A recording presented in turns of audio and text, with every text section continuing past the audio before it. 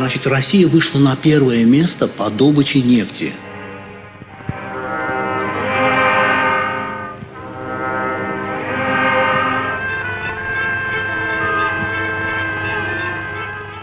Например, если во всем мире в 1901 году, как раз в этот период, значит, Россия вышла на первое место по добыче нефти. И 95% российской нефти давал Баку.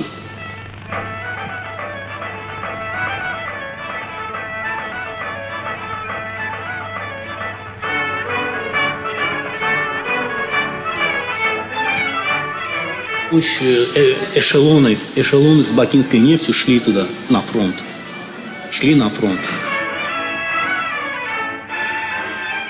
Первоначально здесь добывалась самая максимальная нефть. Здесь было добыто около 5000 тонн нефти.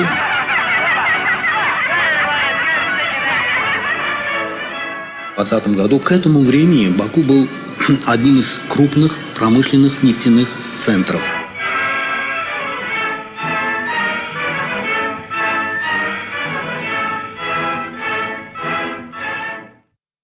Where is Daddy, Mommy? Well, Jeff, I'll just show you. We're here in the United States, and Daddy is down here in Venezuela.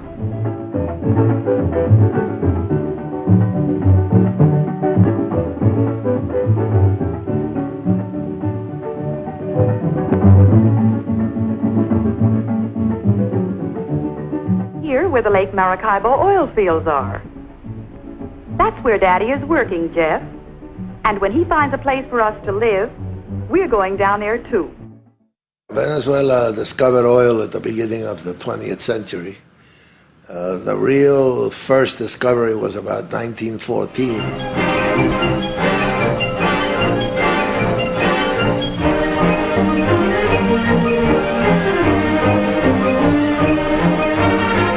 The real turning point was on the 16th of December 1922 when there was a blowout in a well that was being drilled at Cabimas. It became known as the Day of the Black Rain.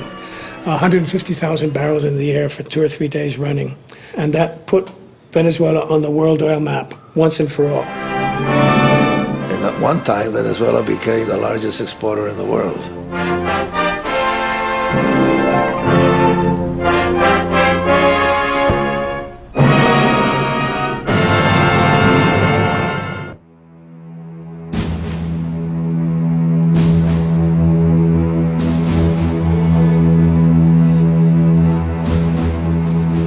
Was the United States, not Saudi Arabia or the Middle East, that was the world's leading producer of oil. And in fact, much of our military and industrial might arose out of our giant oil industry.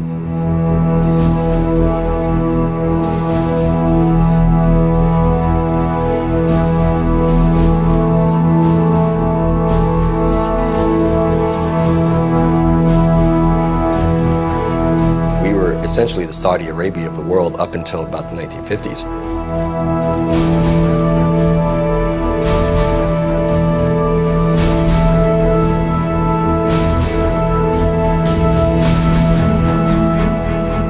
McCamey was a boom town for many, many years.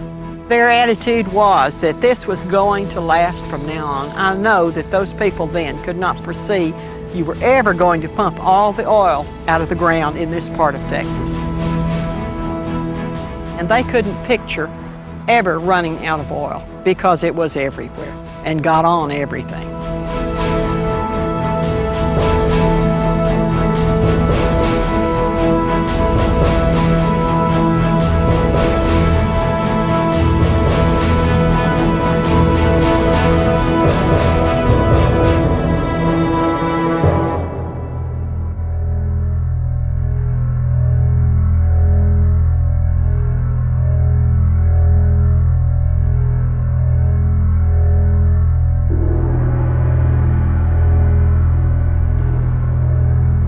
Of course, now we realize that you're going to deplete your supply sooner or later.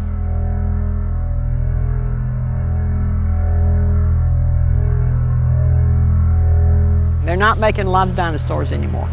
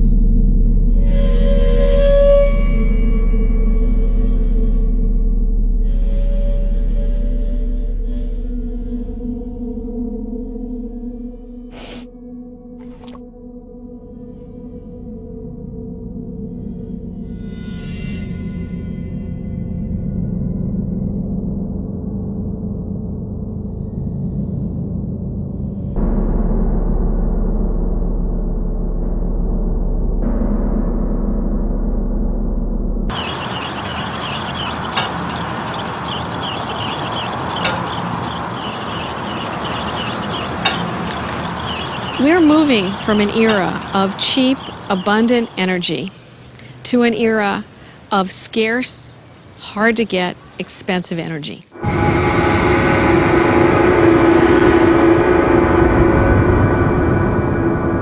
At the same time, we are making ourselves dependent on some extremely unstable regimes in some very nasty parts of the world.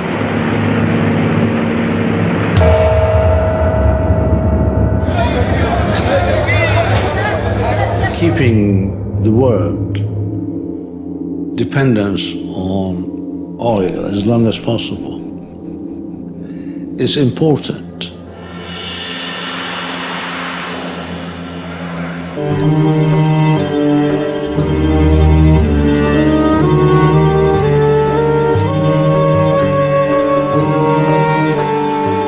Two-thirds of the oil reserves are in the Middle East, which means basically the Persian Gulf. And that's 10 times as much as any other source.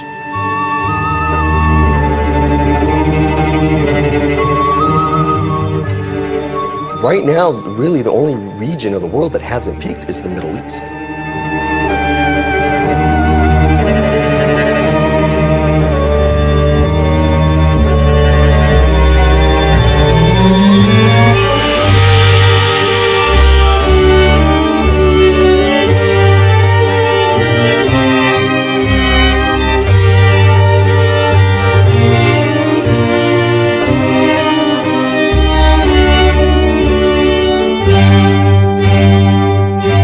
Most of the serious projections for 2030 envision the Middle East producing 51 million barrels a day. We know that Iran peaked at 6 million barrels a day back in 1978, struggles to stay between 3 and 3.5 million barrels a day. Kuwait struggles to keep their 2.5 million barrels a day intact. Maybe we can add 500,000 barrels a day. Maybe the UAE can add 500,000 barrels a day. So to get there, you would have to have Saudi Arabia be producing between 20 and 25 million or even 30 million barrels a day.